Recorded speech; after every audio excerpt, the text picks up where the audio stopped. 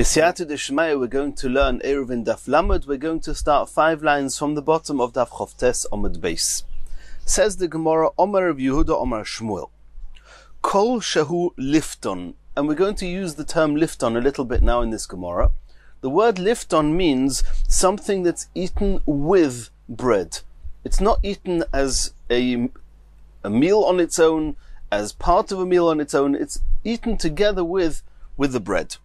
Kol shehu lifton, any food item that's eaten that accompanies another food item, accompanies bread, kedei lechil boy. The amount of that food item that you can use, and it's a good eruv tchumen we're talking about, is as much as you would use with the bread, with the meal, with 2 meals, an average 2 meals. Kol she'enoi lifton, anything that's not eaten with bread, it's eaten on its own. Kedei lechil heimenu, then the amount that you need of that particular food item to be enough for an eruv is as much as you would eat of that food item if it were the whole meal.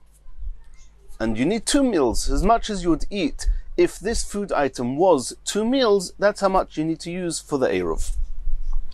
Bosor chai, which is literally translated as raw meat.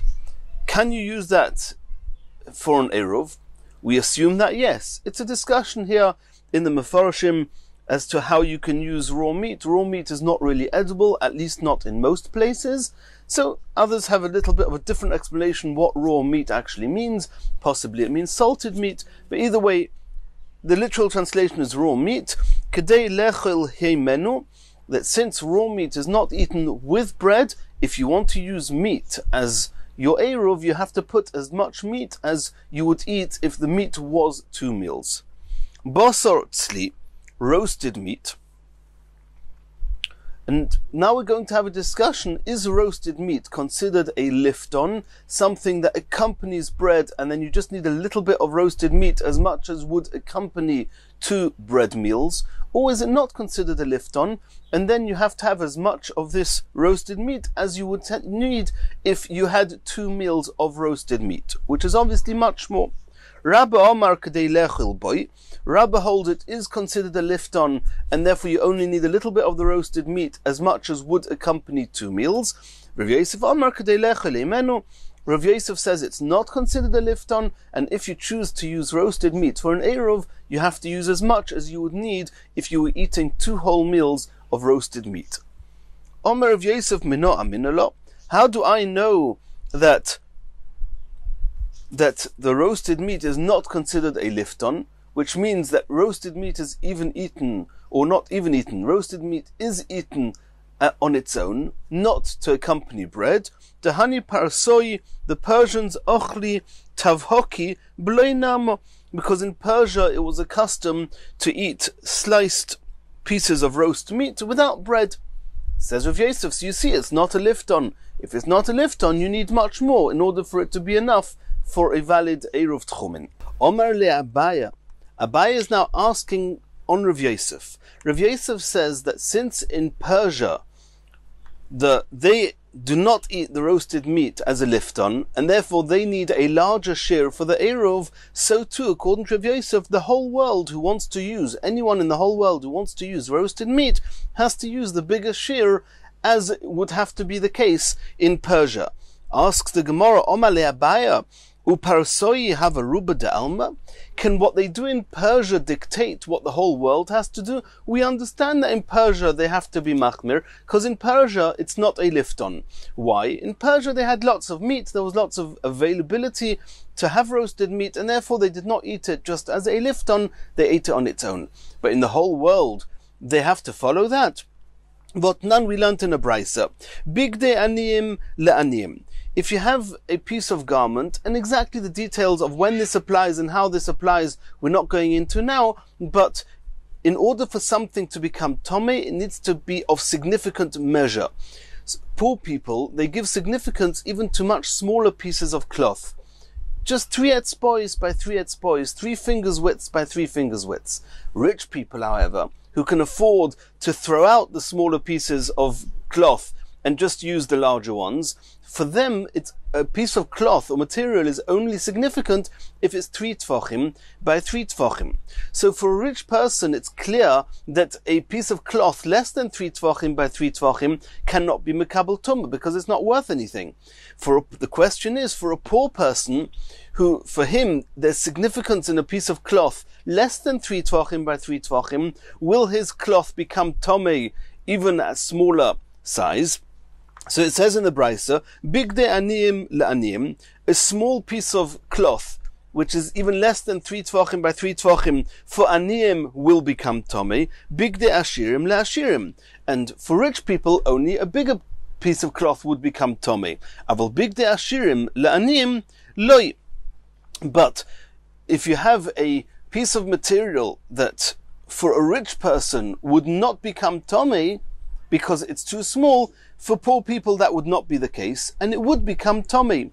So you see clearly that we do not say that since the rich people only give significance to a bigger piece of material, for the poor people also a piece of material, a piece of cloth less than 3 by 3 tvachim will become tomei. We say no. Since for you, poor people, the piece of material of anything down to 3 etzbois by 3 etzbois is significant, it will become tomei. So in the same way as the poor people do not, the halachas of tumah for them are unique to them and they do not follow the halachas of the rich people, so too here, why should the whole world follow the halachas that would apply in Persia? Are you going to say hachal l'chumra? V'hachal l'chumra, in the case of the poor people, we're being machmir on them. We're saying that even a piece of material that's less than 3 by 3 tvachim can become tomei for them because they give it significance. Therefore, they do not follow the rich people's halachas. But in the case of Persia, on the contrary, since for them it's not a lifton, and to make an eruv in Persia you need much more roasted meat, which is a chumrah, a stringency, we're saying that we'll be machmir and the whole world will follow Persia to need a larger measure. If so, there's no question on Rav Yosef. Rav Yosef will agree to what it says in the Brisa with Tumah, and nonetheless he'll say that the whole world has to be machmir like Persia. Is that the case? Is that how we're going to answer Rav Yosef? V'atanya, this seems to contradict another Brisa. Reb Shimon ben Elazar Omer, Ma'arvin l'choyle u'lezokin k'dei mezoynoi. If an old person or a sick person wants to make an eruv, even though for an average person what he would eat in a meal is a substantial amount of food, an old person or a sick person who eats much less, for this person, if he needs to make an eruv, he can put much less food down, as much as would suffice for this particular person who's relying on this eruv. And similarly, l'ravson, a glutton, somebody who eats much more than the average, he's got an unusually big appetite, besuda beinanis shel kol odom, for him it would suffice to have just a regular meal for an average person. He does not need to put so much food that would satisfy his own needs or his own desires. So you see clearly where even in the case of Eirovin, where it would be a chumrah, a stringency, if we told an old or sick person or this glutton that means if we told the old or sick person to put as much food as an average person would have, or if we told this glutton he has to put as much food as he normally eats, that would be a chumrah. And we see here in this brisa, Reb Shimon ben Elazar says that we go l'kula, and we are lenient with Eirovin. And we do not say that the old person or the sick person follows the rest of the world. If so, why should the rest of the world follow the Persians and need a larger measure of roasted meat? Says the Gemara Kashya, indeed this is a question on Rav Yosef. Why should the whole world follow Persia? And we do not have a good answer in the Gemara. Continues the Gemara. And now we're referring to Reb Shimon ben Elazar. What Reb Shimon ben Elazar just now said, that for a sick person or a poor person, it suffices if he puts an eruv of the amount of food that this particular person needs. And the glutton, even though he normally needs much more food, he does not need to put that much food. He can put down as much food as an average person would eat. Could Reb Shimon ben Elazar have said this? V'tanya Reb Shimon ben Elazar, we have another brisa also with Reb Shimon ben Elazar, and there we see that Reb Shimon ben Elazar seems to have a different approach. What does it say in this brisa? So we'll start with just reading the words, and then we'll introduce what we need for this brisa. Reb Shimon ben Elazar Omer, Oig melech habashon, pischoi kamiluoi. Even though Oig melech habashon has a different measure to other people, nonetheless we do not follow the average sized person. We follow Oig melech habashon, seeing that since this particular person, Oig melech habashon, has unique measurement, we're machmir. So too, the glutton, even though this glutton is eating much more, his unusually large appetite, he should need more food for his eruv, even though average people need less. What's going on here? So the halacha is like this. If there's a dead person inside a home, it's called an oihel. He's sharing the same roofing, the same tent, literally translated as whatever else is in the oihel, in the home, and anything in the oihel will become an av hatuma. What's with the doorways themselves? We're not talking about the area beyond and outside the doorways, which is a different halacha, which we don't need to discuss now. But within the doorways themselves, within the airspace of the doorway.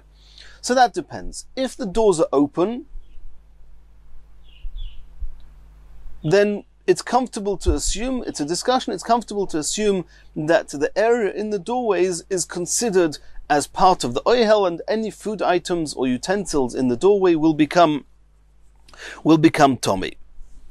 What happens if the doors are closed? If the doors are closed, then the airspace in the doorways, but outside the door, on the other side of the doorway, that technically speaking is not part of the oihel, and therefore it should not be tommy. So if the doors are closed all the while that the dead person is in the home, then whatever is in the doorway outside the door will not become tommy. However, there's a halacha called soif tommy lotzes. If we know and we can take for granted that this particular door is definitely going to be opened in order to remove the deceased person, to remove the corpse from the room, because the dead person is not going to stay there, he has to go and be buried. So they're going to take him out from one of the doors. If we can assume and take for granted that a particular doorway is going to be opened to remove the dead person, it's as if it's opened now, and anything in the doorway, even when the door is closed, is going to become tommy. That's the halacha of soif tommy lotzes. The question is, under what circumstances can we assume that a dead person is going to be removed from a particular exit when there are a number of different exits and a number of different options? So that really depends on what the options are. And the halachas go like this. In the event that there's a number of doors and all of them are 4 tfachim or more, then we don't know which doorway is going to be used. Any one of the entranceways could be used potentially to remove the dead person, and Chazal took on that 4 tfachim by 4 tfachim is enough to get a corpse, a dead body, out of a doorway, out of a room.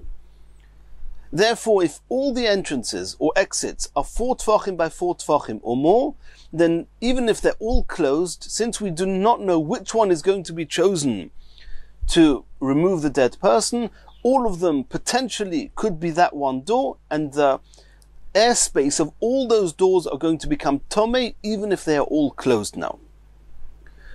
If all the doorways are less than 4 tfachim, the same applies. One of those doorways are going to have to be broken open to make space for the dead body. We don't know which one. So if all the exits are less than 4 tfachim by 4 tfachim, they would all become tomei. And this is true across the board. There's another halacha, and this is your classic halacha of soif tomei lotzes, and that is if one door is 4 tfachim wide, all the other openings are less than 4 by 4, then we take it for granted that a person is not going to break open and widen a small exit if he can go through a regular exit. So the one door which is 4 by 4 tfachim is the one that's going to become tomei, or the airways are tomei even if the door is closed.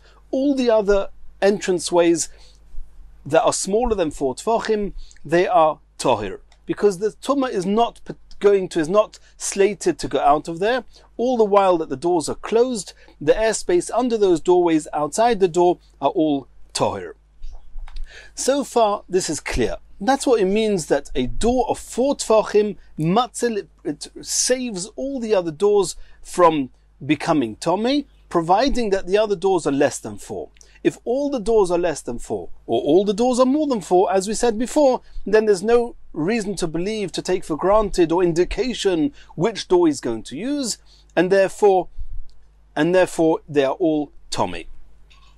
The big question in this sugya is going to be, what happens if the size of the corpse is larger than 4 tfachim? Let's call him Oig Melech HaBashan. Oig Melech HaBashan was a giant. He was a goy. And therefore we cannot be talking about Oig Melech HaBashan the goy, but a type of person we'll call him Oig Melech HaBashan because of his size. A big person. And such a person cannot fit through a door of 4 tfachim, even if you tried. There's 2 ways of getting him out. Either by dismembering him, by cutting him into pieces, which is clearly not something we're going to do, or you have to widen one of the doors. You have to break open one of the existing openings, or make a new opening, but it's comfortable to assume that a person would break open an existing opening and make it wider to allow the person to come out. So that's clear that if you have one doorway which is actually wide enough to let this person out without having to break anything, that's the doorway which safe to malot says. All the other doors are tahir if the doors are closed, even if they are wider than 4 tfachim, because it's absolutely taken for granted. The question is, what happens if no exit whatsoever is able to allow this person out? You have to break open a doorway, and the other doorways, that means no doorway can let him out. One doorway is 4 tfachim wide. Do we say that in the same way as with a regular person, a regular corpse, if one doorway is 4 tfachim, it saves all the doorways that are less than 4 tfachim? Do we say the same would apply with an Oig Melech HaBashan? If one doorway is 4 tfachim, then all the other doorways that are less than 4 tfachim are going to be tahir? Or do we say no? Say that when do we say that a doorway of 4 saves the rest? That's if we can assume he's going to leave from here.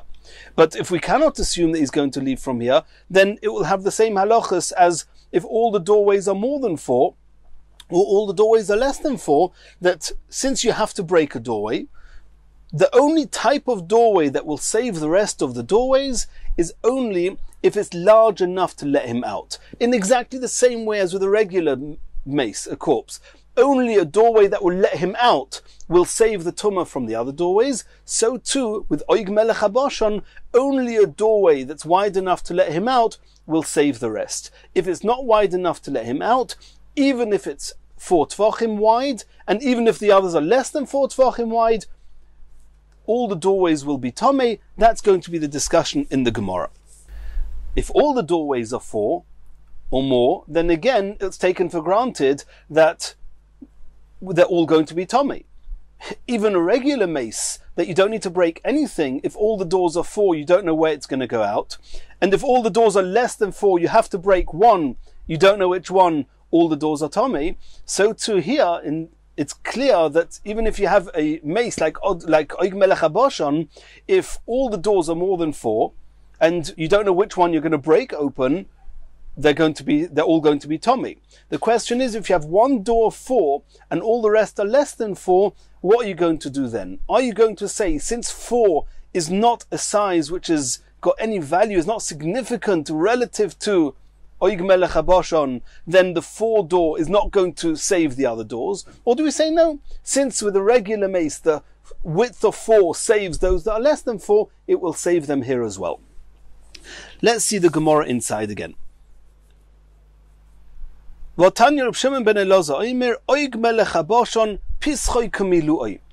only time that if you have a giant corpse, it's going to save the other doors is if the door that he's potentially going to go out of is actually his size.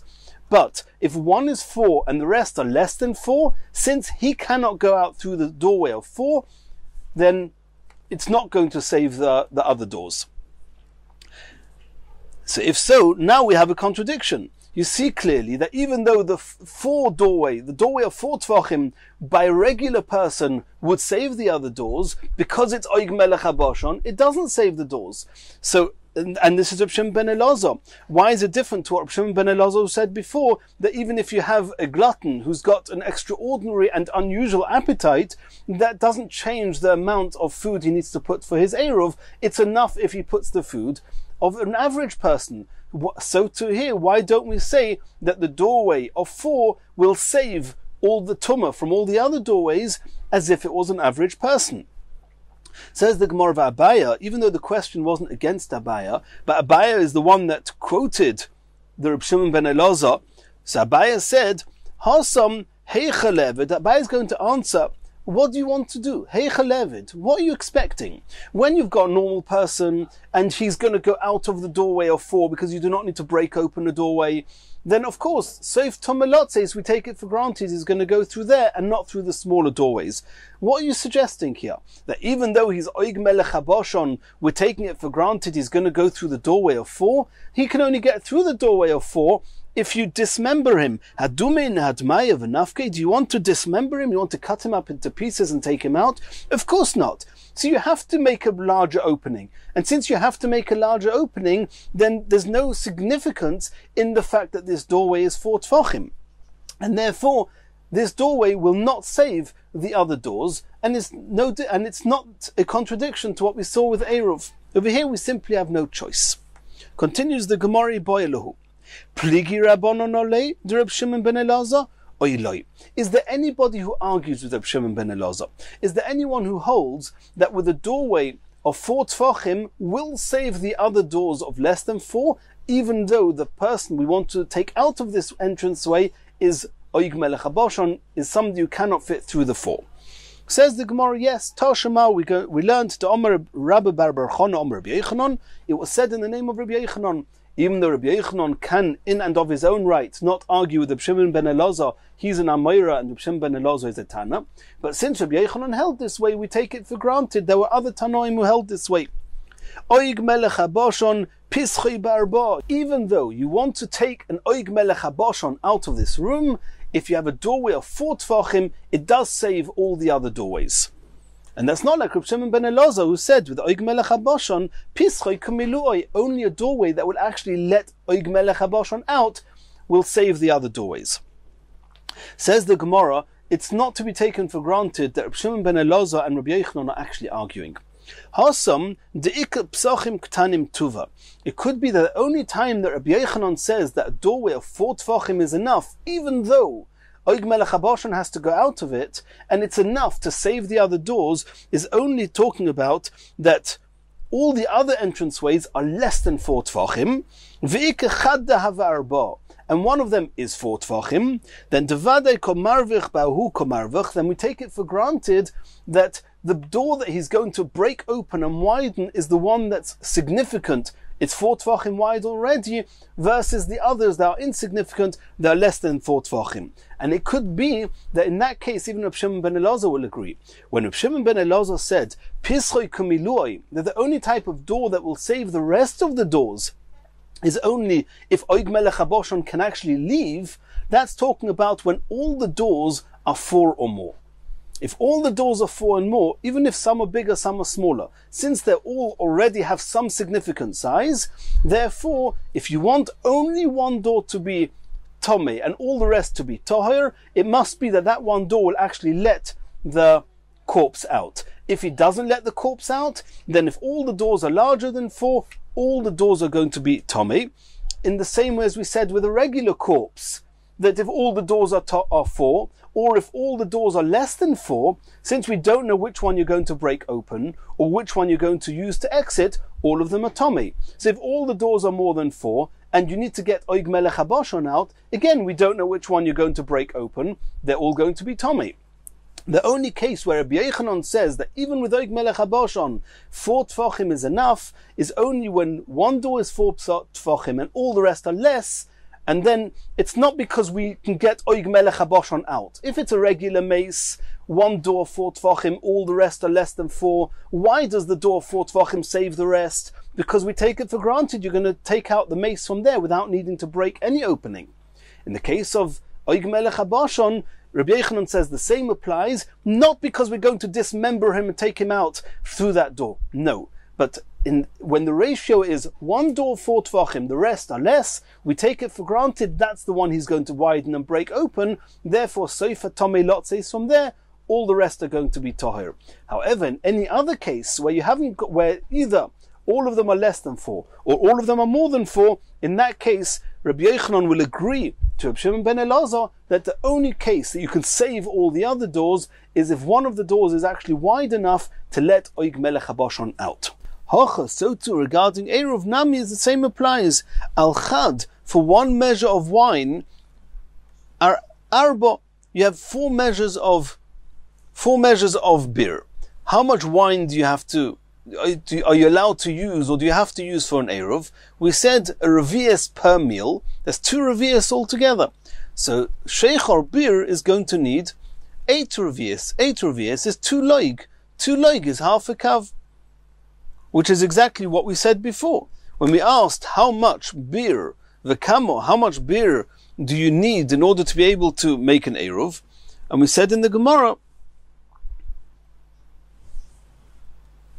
eggs, that's as many eggs as you would eat in a meal, and that's sufficient for an Eruv. Continues the Gemara, we're going back to the Mishnah. In the Mishnah we saw that in order to make an Eruv Tchumen, you need something that's called nourishment, satisfying. It's got to be mozoin. Water and salt are not satisfying, and therefore you cannot use it to make an Eruv. Hanoider min mozoin, a second similar halacha.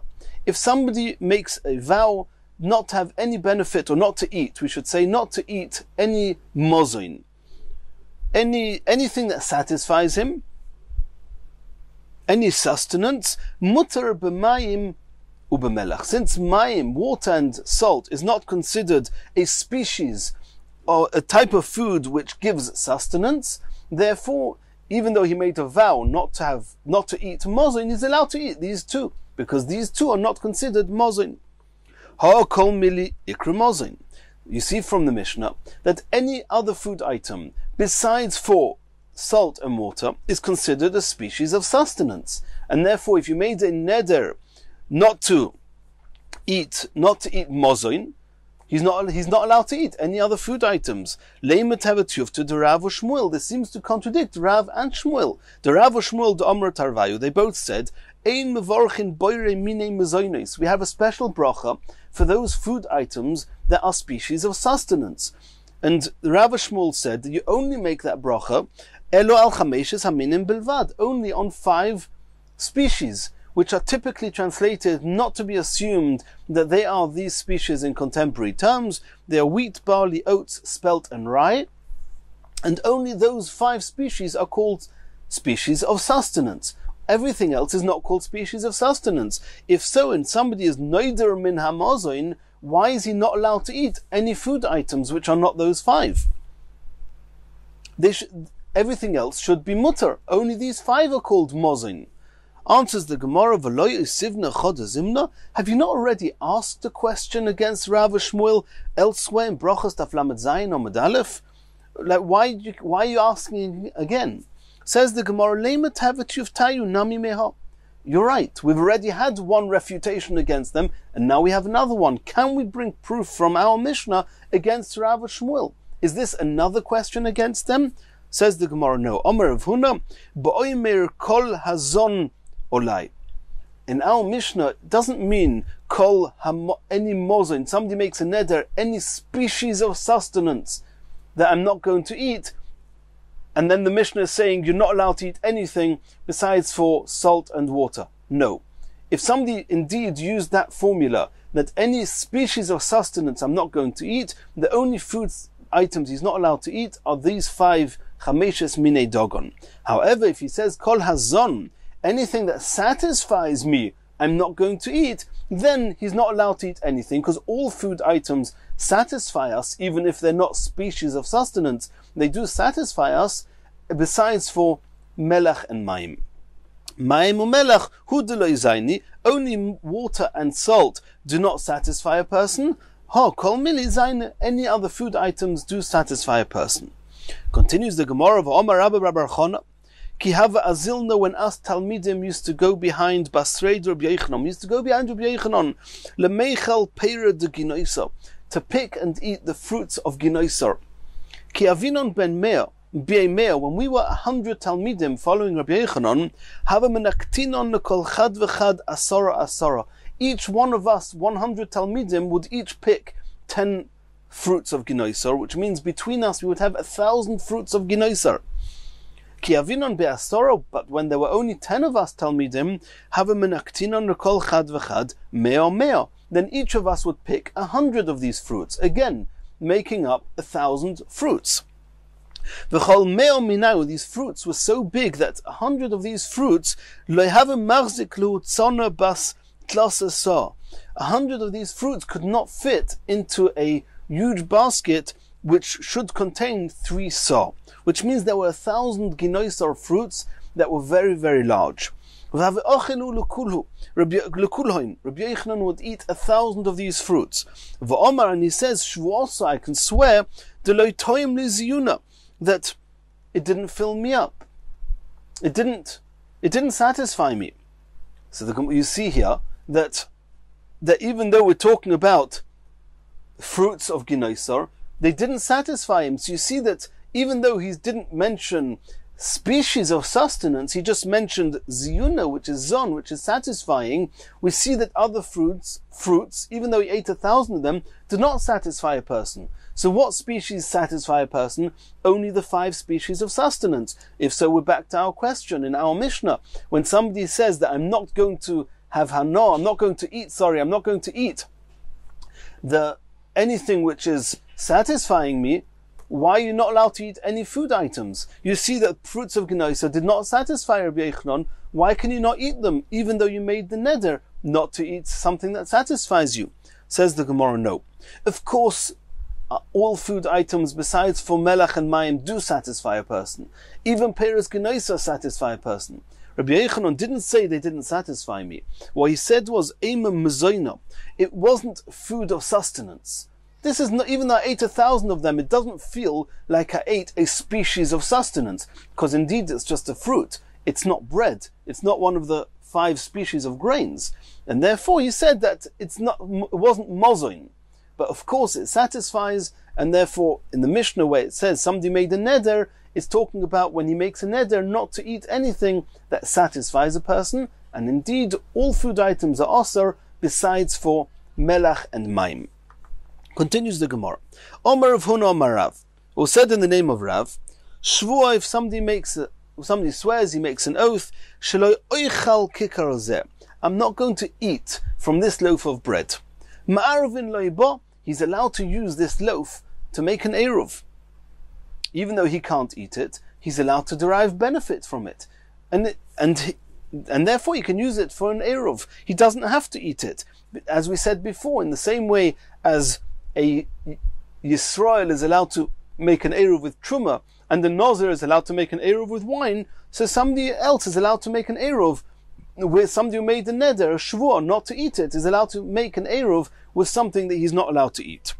However, kikar zu olai, if he says that I'm taking upon myself not to derive any benefit from this loaf, ein ma'arvin leiba, then you cannot use it, because he's deriving benefit from this kikar by virtue of the fact that it's his eruv, and it's allowing him to go another 2,000 amis.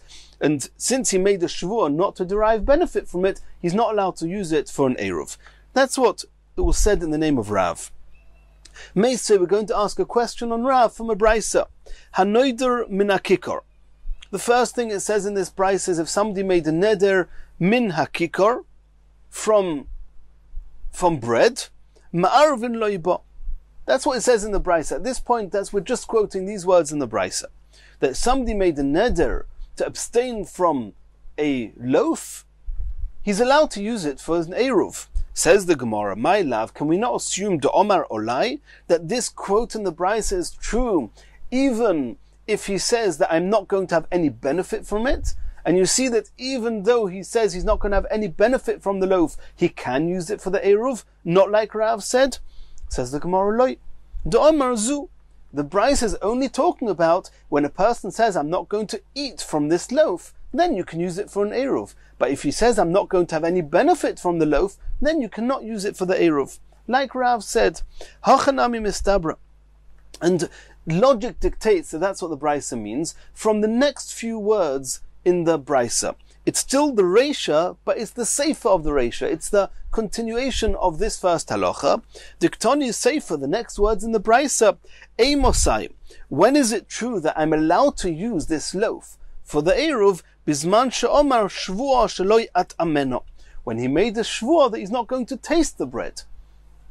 Only when he's not going to taste the bread, then you're allowed to still use it for an Eruv because somebody else can eat it. But had he said that I'm making a shvur not to have any benefit from the bread, then indeed he would not be able to use it. And that conforms with what Rav said.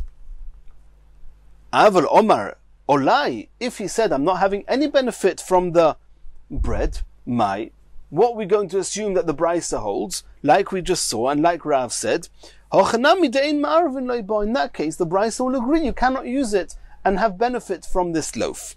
If so, we have a problem with the next stage in the Brisa. Adatoni, when it says at the end of that Brisa, Kikar zu hektish. If a person said, I want this loaf of bread to be hektish, to belong to the Beis Hamikdash, ein ma'arvin loiba. You're not allowed to use it for an Eruv. Lefisha ein ma'arvin begdeishes. You're not allowed to eat it. You're not allowed to have benefit from hektish. You're not allowed to use it.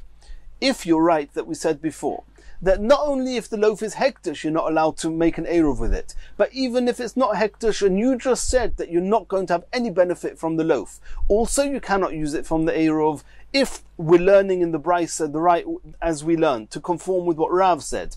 And as we actually brought proof from the Brisa itself, that the Brisa said, Shvua sheloi at emeno, that it's only allowed to be used if you said you're not going to eat it, but if you said you're not going to derive benefit, you're not allowed to use it for the Eruv. If so, why did the Brisa go far off and say, if you made hektish, you can't use it for the Eruv? Stay local and say that, even if it's not hektish. If a person said, I'm not going to have any benefit from the loaf, also you cannot use it as an Eruv. Lifloik v'lisna b'didah, which is a term used many places in Shas, that when a Brisa wants to show the polarities of halachas, in one case it's mutter, in another case it's asa, then we always prefer that the Brisa keeps the cases as similar as possible. Here, he's saying you can make an Eruv in one case, you cannot make an Eruv in another case. When can you not make an Eruv? With hektish. When can you make an Eruv? When it's not hektish, and you said that you're not going to eat the bread. That's too far apart. If you want to bring a case where you cannot use the Eruv, don't run all the way to hektish. Say that I can use it for an Eruv if I just said I'm not going to eat the loaf, and you cannot use it as an Eruv if you said you're not going to benefit from the loaf. Listener, b'didoy. The Brisa should have said, B'medvar mamurim, when can you use the loaf? D'omar zu. When he says, I'm just not going to eat from the loaf. Avl omar olai, but when he says, I'm not going to have any benefit from the loaf, ein ma'arvin loiba, then you cannot use it for the Eruv. Why did the Brisa speak about hekdeshes? Omar l'choravuna. So Rav Huna is now saying, so what are you suggesting?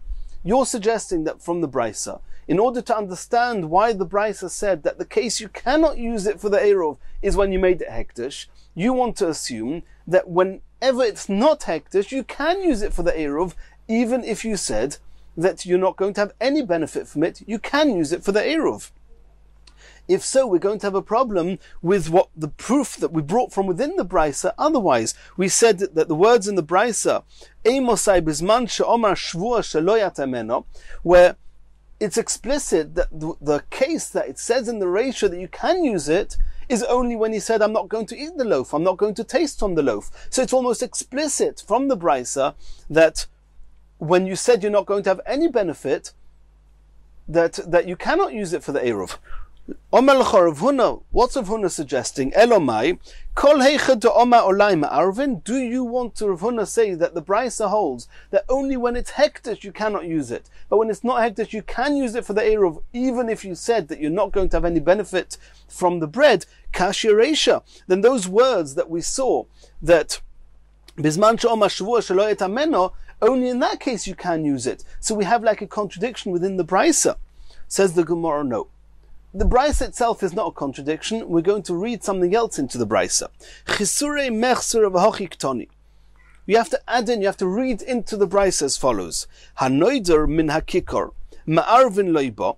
When you made a neder not to use a loaf, you're allowed to use it for the Eruv. V'afilu omar olai. You have to read into the Brisa, even in a case where you said, I'm not going to have any benefit whatsoever from the loaf, you can still use it for the Eruv. And that case is Nase ka'omer shvur shelo yatameno. It's not that the ratio that says you can use it for the Eruv is only on condition that the formula of your neder was, I'm not going to eat it. No. Even if you meant that I'm not going to have any benefit, it's as if you said that I'm just not going to eat it, and you can use it for the Eruv. So now the Brisa makes perfect sense. If it's not hektish, even if you made a neder not have any hana, you can still use it for the Eruv. When can you not use it for an Eruv? If you make it hektish. If you make it hektish, nobody can eat it. If nobody can eat it, you can't use it for the Eruv. So now the Brisa is well taken care of, but now we have a problem. According to how we just learnt the Brisa, if somebody says, I'm not going to have any benefit from the bread, he's allowed to use it for the Eruv. That's contrary to what Rav Huna said in the name of Rav, that you're only allowed to use a bread for an Eruv if the neder he made was, I'm not going to eat it. But if you made a neder, I'm not going to have any ano, you're not allowed to. Now that halacha of Rav Huna in the name of Rav is contrary to the Brisa. Mikol mokim kashi Rav Huna. Okay, so you, Rav Huna, have taken care of the Brisa. How are you going to explain Rav? Answers the Gemara, Hu de Omar Rebbe Eliezer. Rav Huna is following Rebbe Eliezer. The Tanya, Rebbe Eliezer Omer, Shvuah sheloi oichel kikar zu, ma'arvin loiba. Kikar zu olai, ein ma'arvin loiba. The Brisa says explicitly that Rebbe Eliezer holds that exactly what Rav Huna said in the name of Rav, not like we just saw in the Brisa. Rebbe Eliezer holds that if you made a neder not to eat the loaf, then you can use it for an Eruv. You made a neder not to have hana from the loaf, you're not allowed to use it for the Eruv. Asks the Gemara, could Rebbe Eliezer have said, like we just saw in the Brisa in his name? V'otanya, we have another Brisa that seems to be a contradiction in Rebbe Eliezer. Zeh klal, Odom oiser atzmoi ba'oichel. If somebody prohibits, he makes a neder not to eat some food items, ma'arvin loiba, you're allowed to use it for the Eruv, because when he says, when a typical person is oiser atzmoi ba'oichel, then he says that I'm removing myself from food. Typically all he means is not to eat food. What you normally do with food is eat it. So he's saying I'm prohibiting myself to eat it. Oichel hanesar loy la'adam. If, however, a person, he prohibits himself, so he makes a neder not to have any hana whatsoever from the food, ein ma'arvin loiba, he's not allowed to use it for the Eruv. That's the Tanakama in the Brisa. Rebbe Eliezer argues with the Tanakama and says, Kikar zu olai, even if he says that I'm not going to have any hana from the loaf, ma'arvin loiba, he's allowed to use it for the Eruv. Kikar zu hektish, if he says that this loaf is hektish, then ein ma'arvin loiba, then you cannot use it for the Eruv. Lefisha ein ma'arvin loiba ekdeshes, you cannot make an Eruv with something that belongs to hektish. So you see a contradiction in Rebbe Eliezer. Answers the Gemara, Trei Tanoiv alibud Rebbe Eliezer. There seems to be a machloikas Tanoim, what Rebbe Eliezer actually held. And Rav Huna, in the name of Rav, was following the earlier quote of Rebbe Eliezer, who says that if somebody's only made a neder not to eat the kikar, he's allowed to use it for the Eruv. If he made a neder not to have any anah from the kikar, he's not allowed to use it for the Eruv. Acha said, B'trein Ravi Shichra, which is 2/4, which is half of 2/4 of a kav, which is half a kav, which is 2 loig. But the Gemara says against Rav Acha Velohi, it's not the case. You cannot learn the halachas, the ratios of wine to beer for Eruv from wine to beer of carrying. Because regarding carrying, all that's important is that it's significant. Less than a revius of can eat it. Like a regular person can drink the wine, a kohen can eat the truma. Sumchas oimer b'chulin. Sumchas says that Yisrael is not allowed to use truma, he has to use chulin. And Sumchas didn't comment on whether a Nazir is allowed to use wine or not. Says the Gemara. Ma'arvin le-Nazir b'yayin v'chulu. Masnisen deloi kebeis Shammai. The Mishnah seems not to follow Beis Shammai. The Tanya we learned in the Brisa, Beis Shammai oimrim, ein ma'arvin le-Nazir b'yayin or li-Yisrael b'truma. A Nazir is not allowed to use wine, and a Yisrael is not allowed to use truma. That's what Beis Shammai holds. Beis Shammai say that the person making the Eruv has to be able to eat the thing that he's making the Eruv with. Beis Hillel oimrim, ma'arvin le-Nazir b'yayin. Beis Hillel say, like it says in our Mishnah, a Nazir can use wine, uli Yisrael b'truma, and the Yisrael can use truma. Omalen Beis Hillel Beis Shammai. Beis Hillel questioned Beis Shammai. You Beis Shammai say that you can only make an Eruv with something that the person who's using the Eruv can actually eat. Do you Beis Shammai not agree with me shema'arvin legodel b'yom kippurim, that a godel, somebody who's over bar and bas mitzvah, and you have to fast on Yom Kippur, you're not allowed to eat anything. What happens if a person wants to walk on Yom Kippur outside the Eruv? So you make an Eruv Tchumin, and it's fine. You Beis Shammai, how can anybody rely on an Eruv on Yom Kippur? You cannot eat it on Yom Kippur. Amru lohen, Beis Shammai says, Avol, you're right. You're 100% right, you're allowed to, you rely on an Eruv on Yom Kippur. Amru lohen. So Beis Hillel said to Beis Shammai, "Kashem shema'arvin legodel b'yom kippurim." In exactly the same way as you allow a person to use an eruv on Yom Kippur, kach ma'arvin lenazir b'yayin uli Yisrael b'truma. Why is that different to a Yisrael using truma and a nazir using wine? Answers the Gemara or Beis Shammai. Beis Shammai will answer that Hossam regarding Yom Kippur, Ika su'uda haru'uya mib'oid yom. Just before the onset of Yom Kippur, at least before that, mib'oid yom, on Erev Yom Kippur, just before Yom Kippur sets in, at least the person who's going to rely on the Eruv could have eaten it. It was fit for him. Hocha, but in the case of the Nazir and the Yisrael, leka suda ruya mib'oid yom, even before the onset of Shabbos, the Yisrael is not allowed to eat truma, and the Nazir is not allowed to drink wine, and therefore it's not a good Eruv, says Beis Shammai. Says the Gemara, Kaman. The quote that we just saw in the name of Beis Shammai that says that you have to be able to eat it, but if you can eat it, for example, food items on Erev Yom Kippur, or any other food items on a regular Shabbos that do not have an issue of Truma and Nazir, then of course it's a very good Eruv, like we noted with Beis Hillel. Why shouldn't it be good? Deloike Chananya. This is not the Beis Shammai that Chananya knew. The Tanya we learned in a Brisa, Chananya oimer kol atzmon shel Beis Shammai lo yoyu moidim be'eruv ad sheyotzi mitosei v'kol klei tashmishav l'sham. Beis Shammai say there is no such thing as food representing a person for an eruv. You want to walk an extra 2,000 amas, you have to be there. Not only do you have to be there, you have to take all your utensils, you have to take your bed there, and everything that you need, and everything that you would normally use on Shabbos, you take the whole thing there, be there when Shabbos comes in, and then your kaina shvisa, it's as if this is your place, this is your home, it really is your home, you've taken your whole home here, now you can walk 2,000 amas in any direction, but there's no such thing as bringing food items to represent you. That's the Beis Shammai that Chananya knew. So now we really have four opinions. We have Beis Shammai according to Chananya that says you have to bring your whole household there. You have Beis Shammai that we knew, not the Chananya's Beis Shammai, who says that the person himself has to be able to eat it. And therefore Nazir cannot use wine, Yisrael cannot use Truma. And then we have another case of Sumchas in our Mishnah that says that there's a difference between Nazir L'Yayin and Yisrael B'Truma, we're soon going to see. And then you have Beis Hillel. You have the Tanakam of our Mishnah that says that even Nozir Yayin Nozir and Truma for Yisrael is a good Eruv because somebody else can eat it. That's just a summary of where we're up to now. Says the Gemara, Kaman Oz Lahad Tanya. Based on the opinions that we've just seen, who is the author of the following brisa? Which opinion is the following brisa following? Irev b'shchirim. If when he made his Eruv, he was wearing black clothes. Loy yetze b'levonim.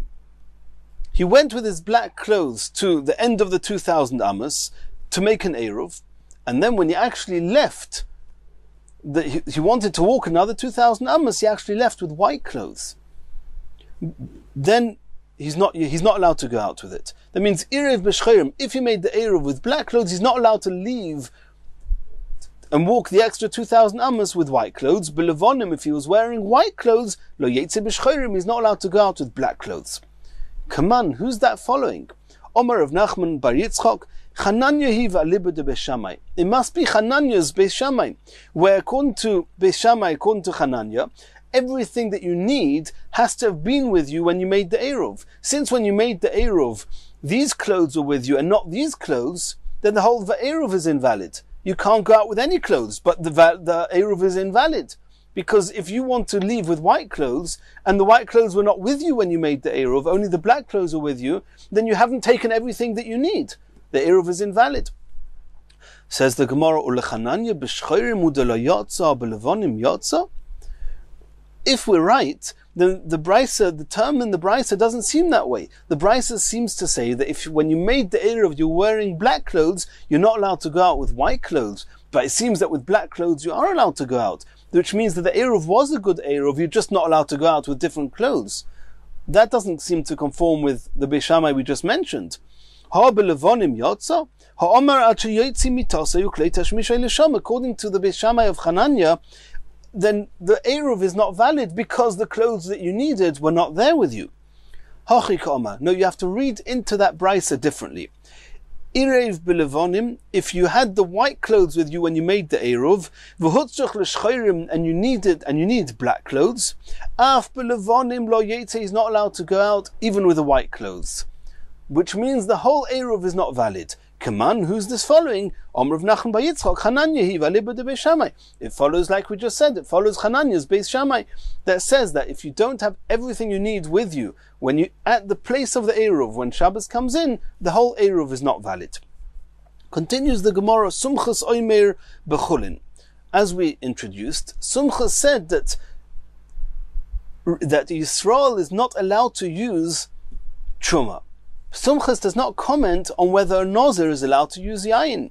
Says the Gemara, V'ilu le Nozir b'Yayin, lo pligi. It seems that Sumchas agrees with the Tanakama that a Nozir is allowed to use wine, but a Yisrael is not allowed to use Truma.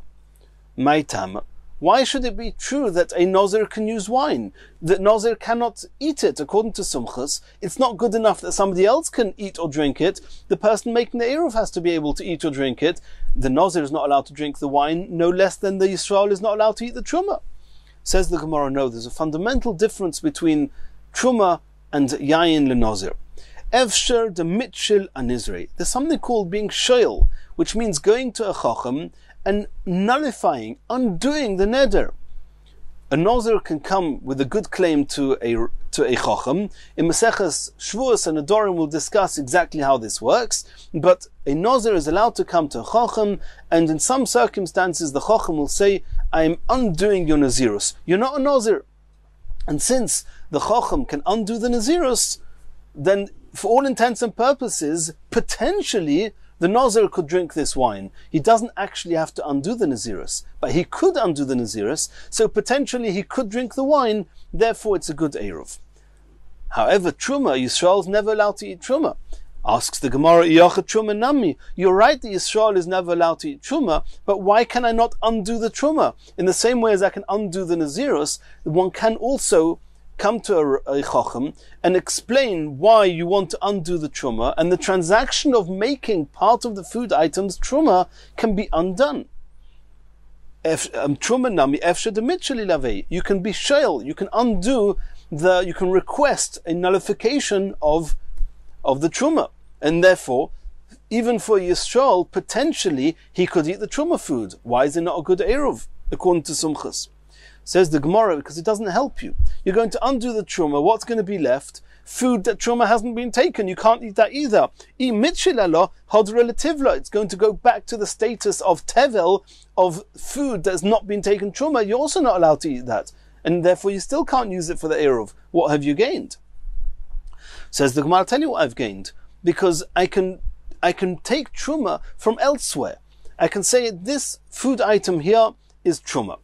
Okay, so I want to now undo the truma, and you're going to say it's tevel? No, because what I'll do is I'll say that the food items that I've got in my home will be truma for this food, and then it won't be tevel, and Israel can eat it.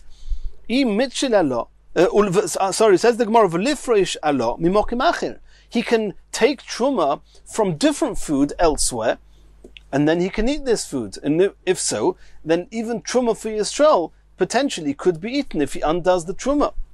Says the Gemara, Chaverim are people who are particular with all these halachas of trumas and maisras. And Tum and Taira, they're people who are very stringent with these halachas, and they keep to what they're supposed to be doing. We do not accuse or suspect that somebody with Yiras Shemayim is going to take truma elsewhere, which means I want to eat this food, I've undone the truma, it's now tevel, I want to eat it, it's my eruv, I need to be able to eat it, so I'll say that the truma, the food I have in my house will be truma on this. No.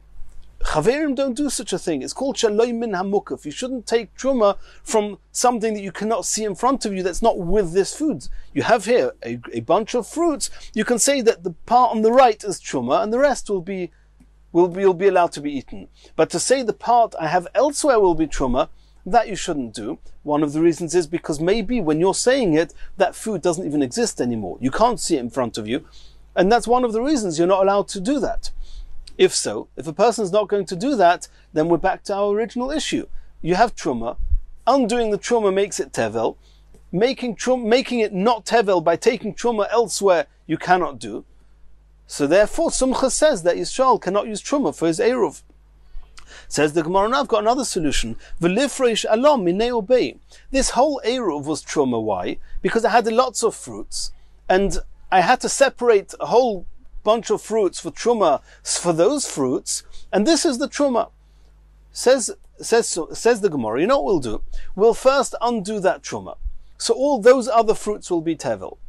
I want to be able to eat these fruits. Al mineo bay, within this bunch of fruits, I'll say that the little bit on the right side of these fruits is going to be truma, and it's going to be the truma for the rest of these fruits, and then all the rest I can eat, and then it can be my eruv.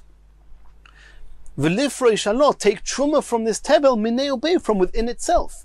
What are the chaverim not allowed to do? You cannot take truma elsewhere so that these fruits should not be tevel, but I can take part of these fruits to be truma. Says the Gemara, deles bo shi'ura. You have exactly enough fruits here that you can use for your eruv, and exactly as many apples as you need, or let's just for argument's sake, exactly as many apples as you need for your eruv. If you're going to take truma, part of it, then what you have left for you to eat is insufficient for an eruv, and therefore Yisrael is not allowed to use truma for his eruv. Or my posca, says the Gemara, I don't understand. The Mishnah, where Sumchas in the Mishnah says that Yisrael is not allowed to use truma, you're telling me the only time that that's correct, that Yisrael is not allowed to use truma, is if you have exactly enough fruits for the eruv, that even if you are to undo the truma, you would not be able to take the 2% that you need, or even less than 2% at a pinch for truma, and the rest will be sufficient for eruv. That's the only case that the Mishnah is correct. Because if there was that little bit more fruits, an extra 1 or 2%, then already, according to Sumchas, Yisrael will be allowed to use the truma. Ella, we have to have another explanation why Sumchas is differentiating between truma and yain lenozir. Ella Sumchas sova lokra. Bonon Sumchas holds the Omar kol dover shu mishum shvus gozru oleo bein hashmoshes. Anything which is an Isidor Abonon to do, there's a discussion, did they also say it's Asa Bein Hashmoshes, which is twilight. It's as Shabbos is coming in, and that whole that period of time, those few minutes, it's a suffix whether it's already Shabbos or not. And the question is if the Gezeirus of the Chachamim applied even in that window of time. According to Sumchus, he's going to hold that they do apply. The question that we have to ask ourselves is the ratio of 1 to 4 that we're discussing, wine to beer, it's only undiluted wine. To beer, we said, was 1 to 4 regarding carrying on Shabbos. As far as Eruv is concerned, we're talking about diluted wine. Diluted wine carrying on Shabbos, the measure of diluted wine is exactly a revi, it's exactly the same as Sheikhar. So there's a big problem here. How can you compare the ratio of 1 to 4 of undiluted wine to beer from carrying on Shabbos to the measure of Eruv, where we're talking about diluted wine, and diluted wine, even in Hilchos Shabbos, wine and beer is the same shiur, then how can the Gemara say that, or at least in the Havamin of the Gemara compared wine to beer as 1 to 4, where would that come from? We're talking about diluted wine. It's a very big problem here. The Rashash, the Sfas Emes discuss it, and we can't go into at length. We explain the Gemara at face value, but it's a point which one has to be aware that it's a point to ponder. Continues the Gemara. And now we're moving on to Tmorim, to dates. Asks the Gemara, Tmorim bekamo. How many dates do you need in order to be enough for an Eruv? Omer of Yosef, Tmorim bekav. The amount of dates you need is a kav, a measure called a kav. Omer of Yosef minoa minelo. I'll bring you proof that for dates you need a kav. And he's not actually going to bring a proof from dates, he's more going to bring a proof from dried figs and the relationship between dates and the dried figs. Ktoires that was used on Yom Kippur for the Avodah. How big is fistfuls, is chofnov? Every kohen, his size of his hands. On Yom Kippur one's not allowed to eat or drink. How much is one not allowed to drink? A cheekful of drink. How much is that? It's individual, every person according to his size. And how much food you need to put down as an Eruv is dependent on every person according to the appetite and the eating habits of the person who's making the Eruv. Who's this following? Come on. Omer Abzera Sumchasi. It must be following Sumchas. The Omer, he holds my dechozi leiba'inon. It doesn't mean the amount that he's eating. It means the type of foods. For example, Truma. Truma is only allowed to be eaten for a kohen, not for a Yisrael. Sumcha says a kohen is allowed to use Truma, Yisrael not. That's what the Mishnah means, that Mozin Shtei Sudas Le'erov. It doesn't mean how much he's eating. It means, is he allowed to use Truma? Depends who you are. If you're a kohen, yes. If Yisrael, not. According to Tanakama, even Yisrael is allowed to use Truma because it's potentially edible for a kohen. Sumchas argues and says, B'mozin Shtei Sudas Le'erov, it's hakoil lefi mashahu odom. You're a kohen, you can use it. You're not a kohen, you cannot use it. Continues the Gemara, Leima pligad Reb Shimon ben Elazar. Could it be that Mishnah is arguing with Reb Shimon ben Elazar? The Tanya, we've already seen Reb Shimon ben Elazar. Shimon ben Elazar Emir, Ma'arvin lechoyle or lezokin kedei mezoinoi. A sick person, an old person, whose habits are that he eats less food, if he makes an Eruv, then he can put down less food. Uleravton, and for a glutton, besuda beinanis. For him it's enough to have a suda beinanis. An average, whatever an average person would eat for 2 meals, that's as much as you need for an Eruv. And you don't need to have as much food as he would typically eat. Beinanis shel kol adam. A suda beinanis lekol adam is enough even for a glutton. And this seems to contradict what we just saw in the Mishnah. The Mishnah says that regarding Eruv, every person, for what he is. So it's true that regarding the choyle and the zaken, indeed, whatever they are, whatever they need, that's what they need to eat. A glutton, for example, why don't we say the same? Every person according to his needs. And since the glutton always eats more, he should need more for the Eruv according to the Mishnah that says hakoy lefi mashu adam. Answers the Gemara, tirguma achayla v'zokin. No, the Mishnah that says that hakoil lefi mashahu adam, it just depends on who he is, and that's enough, is achoyle uzokin, that a sick person, an elderly person, who indeed they themselves need less than the average, you can make an eruv with less than the average. You're going to ask a question, why don't you use the same rule for a glutton? No. A glutton does not have to have an eruv the size of his own appetite, for a different reason. Not because we don't hold of the rule, every person according to what he is, no, but because we disregard the unusual habits and the unusual appetite of this person is totally disregarded. The fact that he's got this strange and unusual habit of overeating, we totally disregard it, and therefore even for himself he's allowed to use 2 sudos from an average person. However, a sick person, an elderly person, there's nothing unusual about that. There's nothing to disregard about them. And therefore we say that they can use for an eruv according to their own eating habits. Continues the Gemara. Ulekoyin bebeis hapras. We learnt in the Mishnah, another halacha, that even though midrabanon, if you have a beis hapras, which is a field where we have a sophic, whether there's little fragments of bones the size of a sa'ira, a kernel of barley, that's on the surface of the field, is a kohen allowed to walk through this field?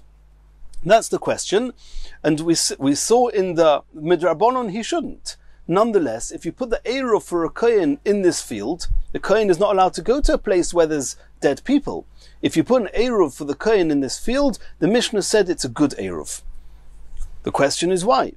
Says the Gemara, "The Omar of Yehuda Mashmuel, menapeach odom beisa pras v'hoilich." A person is allowed to go through, even a kohen is allowed to go through a beisa pras and blow his way through it, blow away any potential fragments of bones, and then he's allowed to walk through it. So since the kohen himself is allowed to walk through the beisa pras by blowing away any of these potential fragments, therefore a kohen putting an eruv in the beis hapras for a kohen is something that is permitted, and therefore the eruv is a good eruv. Rabbi Yehuda bar Ami mishmei Rav Yehuda Amar beis hapras shenidash tahir, which is another halacha, that if the beis hapras, if this field that has a suffix about these fragments lying on the surface, if it's been well trampled already, then a kohen is allowed to walk through without any need to blow anything. It's considered tahir, because even if there were little fragments of bones left, since it's been trampled, any piece of bone would be less than the size of a kernel of barley, and therefore it would not make the kohen tomei, and the kohen is allowed to walk through it. And in Yirtzeh Hashem, in the next shir, we're going to continue from here.